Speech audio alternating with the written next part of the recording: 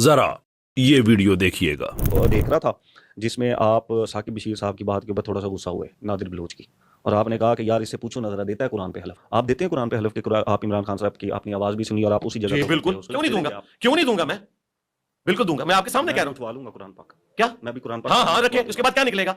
ये मैं कुरान पे भी हलफ देता हूं और इनको मेरे सामने बिठाएं। इसकी लॉजिक सुन लेना, उनमें से किसी ने कुरान पाक का हलफ का नहीं कहा आपको, और सर आपने साकिब बशीर को कहा हाँ जी, हाँ कि जी। इसको कहो ना जरा दे। हाँ तो मैंने कहा कि आपने उसको कहा तो आप देते तो मैं तो तैयार हूं ना, मैं तो तैयार बैठा हूं। अस्सलाम वालेकुम, मैं हूं कैसर अहमद राजा। उम्मीद है आपकी तबीयत बिल्कुल ठीक होगी। ये जो क्लिप अभी आपने देखा है, इसमें इंजीनियर ने एक उसूल तय किया कि अगर कोई आदमी गलत बयानी कर रहा है तो उससे कहा जा सकता है कि तुम कुरान पे हलफ लो, और वो सर्टन वाक़यात पे ज़ीशान शाह साहब के साथ बैठा हुआ वो कह भी रहा था कि मैं इस चीज़ पे हलफ देने को तैयार हूँ।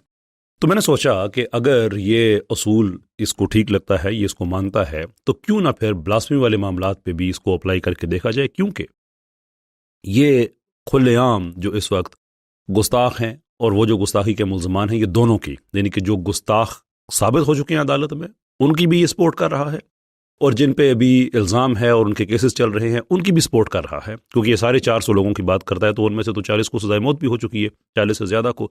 ये तो सबको ब्लैंकेटली सबको कर रहा है सपोर्ट।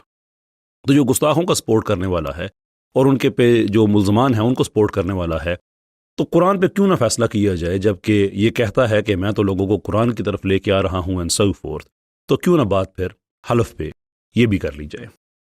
मेरे सामने कुरान पाक मौजूद है, अल्लाह अज़्ज़ा वजल का मुक़द्दस कलाम है, ये मौजूद है मेरे सामने है। मैं कैसर अहमद राजा इस मुक़द्दस किताब पे हाथ रख के मैं हलफन कहता हूँ कि इंजीनियर जो कहता है कि 400 मासूम लोग हैं इन ब्लास्फेमी के केसेस में, ये झूठ बोल रहा है।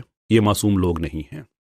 ये 400 का फिगर जो बार बार कोट करता है, ये मासूम लोग नहीं हैं।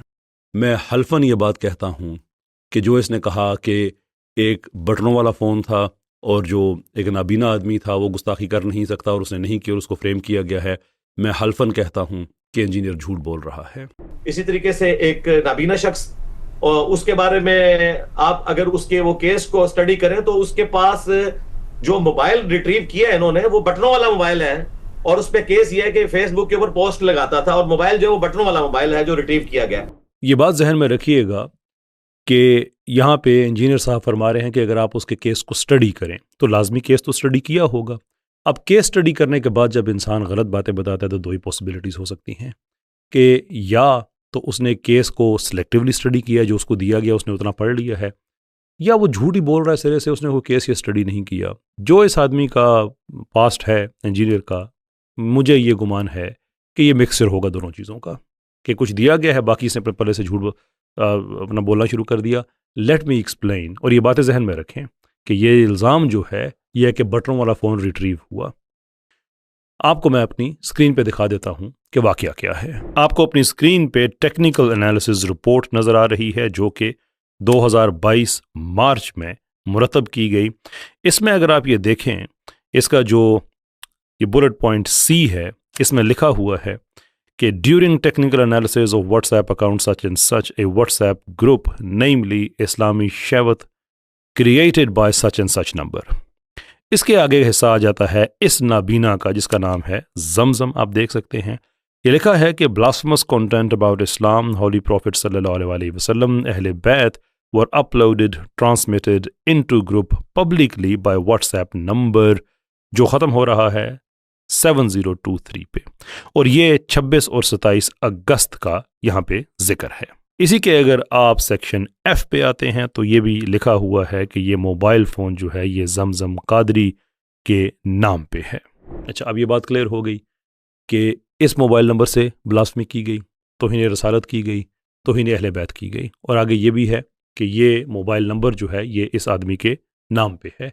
अब दावा ये है कि ये बटनों वाला है। कोई इंसान कितना झूठ बोल सकता है। ये बटनों वाले के हवाले से आधी बात बताते हैं। शुरू में ये बात दुरुस्त है कि जो पहला जो सैयद मेमो है उसमें लिखा हुआ है कि वो जो क्लासिकल फ़ोन हुआ करते थे जिनको डम फ़ोन भी कहते हैं एंड सो फोर्थ, वो मोबाइल फ़ोन वाकई इसके पास से मिला था। लेकिन जो दूसरी फ़र्द मकबूजगी है ये उसका जिक्र क्यों नहीं करते? देखते हैं। ये आपकी स्क्रीन पे सीरियल मेमो चल रहा है जिसके ऊपर ये बात लिखी हुई है कि क्यों मोबाइल मौजूद था, और ऑब्वियसली ये वही फ़ोन है जो बटनों वाला होता है।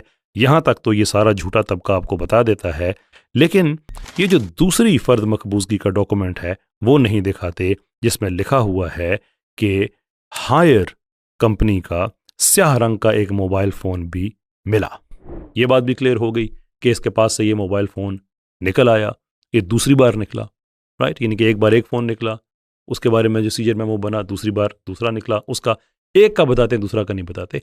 पर if we go a step further and ask a question कि इस चीज़ का क्या सबूत है कि ये काले रंग का हायर मोबाइल फ़ोन वाकई ही इसी का है, वेल ये बात भी अदालत के रिकॉर्ड पे मौजूद है। इस मुल्ज़िम के बाप का दिया हुआ बयान है, जैसा कि आप अपनी स्क्रीन पे देख सकते हैं। लिखा है कि इसका मोबाइल हायर बरंग स्याह जिसकी सिम जैकेट ख़राब थी, जिस वजह से इसमें सिम नहीं चलती थी। मेरा बेटा 2 सिम इस्तेमाल करता था जो कि इसने छोटे मोबाइल में डाली हुई थी। हायर मोबाइल, ये मेरा बेटा व्हाट्सएप और इंटरनेट चलाता था। और अगले ही जुमले में आप वो मोबाइल फ़ोन नंबर भी देख सकते हैं। ये टेक्निकल रिपोर्ट में इस नंबर से की गई ब्लास्फेमी भी सामने आ गई, वो फ़ोन भी इसके नाम का निकल आया, और उसके घर वाले कंफर्म भी कर रहे हैं कि ये फ़ोन उसके पास था। तो शर्म नहीं आती इंजीनियर को झूठ बोलते हुए? कितने दावे इस तरह के कि मैं तो लोगों को रसूलुल्लाह सल्लल्लाहु अलैहि वसल्लम के कदमों के साथ जोड़ रहा हूं, जो उनकी और उनके घर वालों की गुस्ताखी करे उनके बारे में झूठ बोल रहा है ये आदमी, और साथ कह रहा है कि अपना स्टडी करें। तो ये स्टडी करते हुए क्या हो गया था, क्या हो गया था स्टडी करते हुए? ये हो गई एक बात। दूसरी बात कि वो नाबीना है।